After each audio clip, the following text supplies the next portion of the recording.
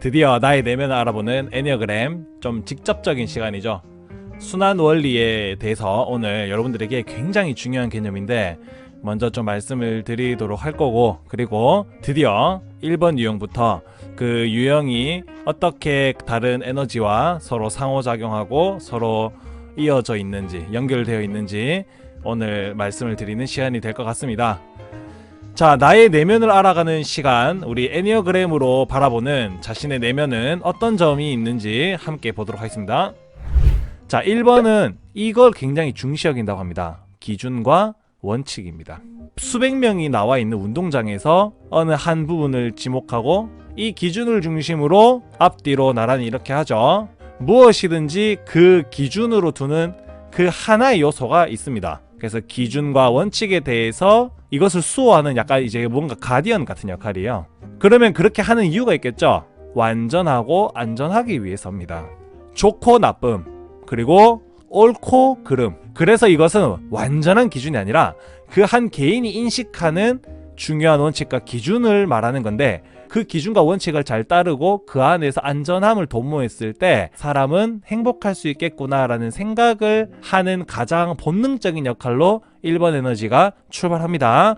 자, 그런데 사람이 이제 살다 보면 자꾸 뭐를 알게 되냐면, 나 자신 외에 외부의 어떤 사람, 그 가까이 있는 나의 부모님, 형제들, 또 더 나아가면 우리 사회와 직장의 여러 각 구성원들을 만나는 거죠.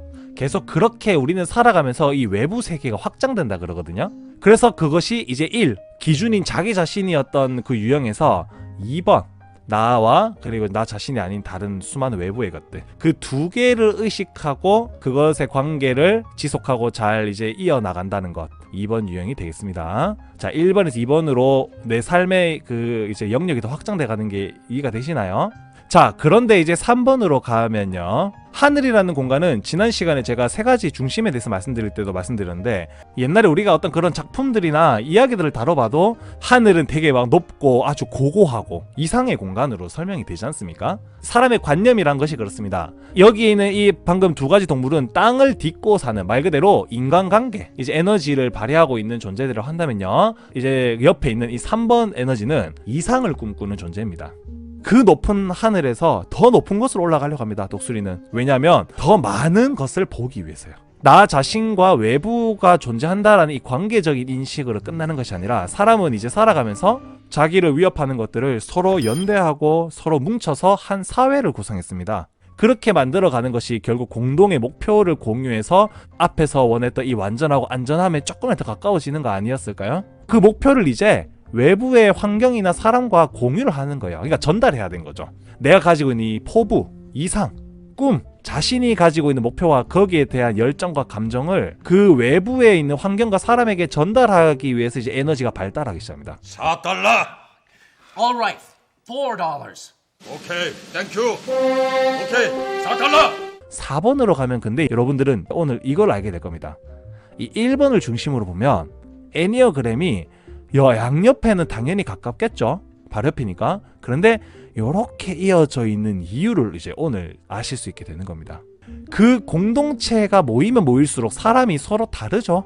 차이가 발생합니다. 그리고 그 차이는 갈등으로 여러 문제로 이어집니다. 이 4번 에너지는 자신의 내면 그리고 타인의 감정과 관계들 사이에서 보이는 차이와 갈등을 재빠르게 인식합니다. 고양이 한 번씩 키워보신 분 아마 아실 건데요, 고양이가 어디 있지라고 순간 찾을 때가 있습니다. 어디 있냐면 냉장고 위에 있어요. 거기서 모든 걸 보고 있는 거예요, 그 공간에. 그래서 4번의 에너지가 이 기준과 원칙이 완벽히 적용되지 못하는 것과 충돌하는 형태로 나타납니다.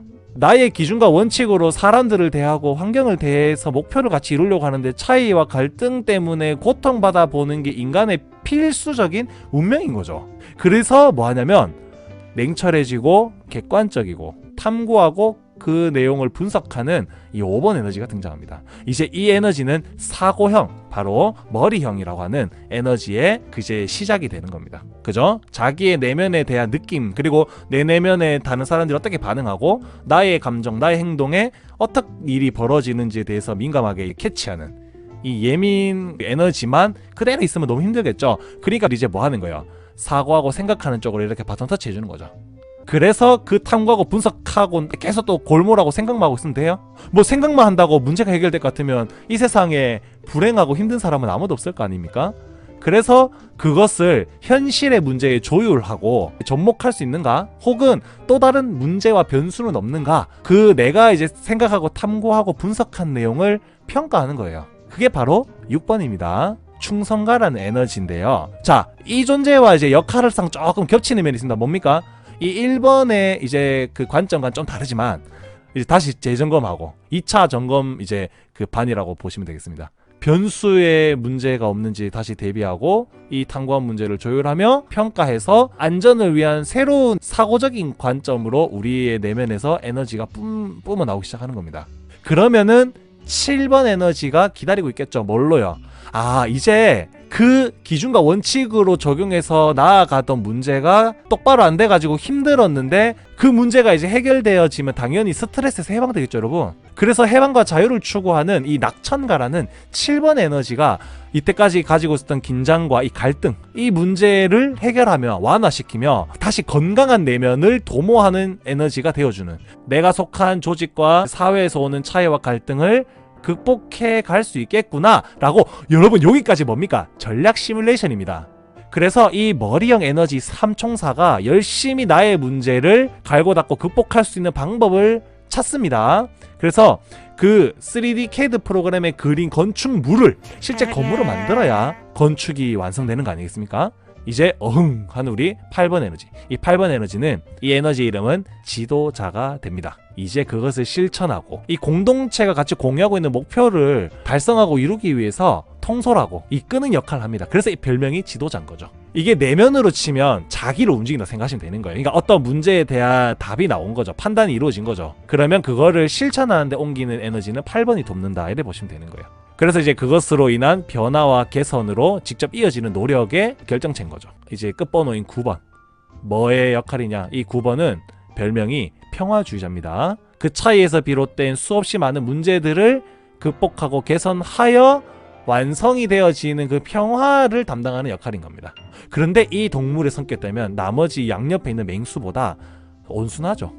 평화를 완성하고, 근데 완성만 되면 끝이 아니라 유지가 되어야겠죠. 평화가 유지되어야 다시 이렇게 시작되는 사이클이 굉장히 좋아지지 않겠습니까? 아까는 막 찡그리고 있었다면, 이리 하고 화나고 있었다면 빵긋하고 있지 않겠어요? 그러면 이제 어떻게 돼요? 이게 좋은 순환으로 시작이 되는 거죠. 여러분, 이래서 애니어는 1번에서 9번까지 번호 배정을 받은 거예요. 이 순환의 이 원이라는 거를 두고 정말 풀려고 진짜 오랜 시간 동안 노력했거든요.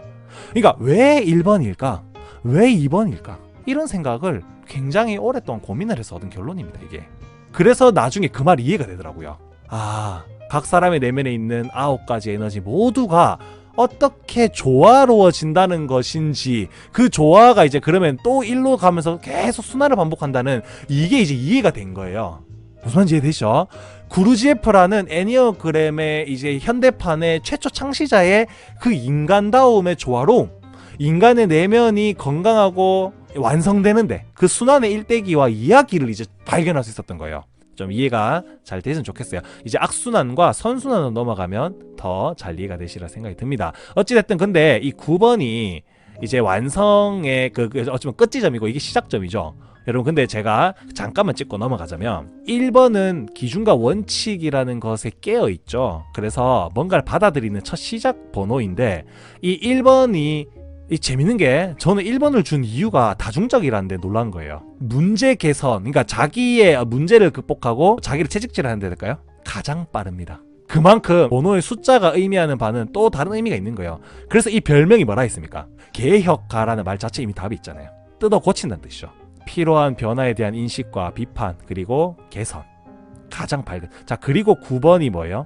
반대입니다. 코끼리에 대해서 좀만 더 설명을 드리면, 코끼리의 피부는 굉장히 둔감합니다. 이렇게 성체가 된 코끼리를 훈련시킨 건 거의 불가능하다 하더라고요. 코끼리 훈련법이라는 걸 한번 본 적이 있습니다. 그러니까 코끼리를 아주 어릴 때부터 아주 뾰족한 꼬챙이로 계속 때려요. 그러면 코끼리가 그 채찍을 들고 있는 사람 보면 아야, 아우 무서워, 아파, 이렇게 되겠죠.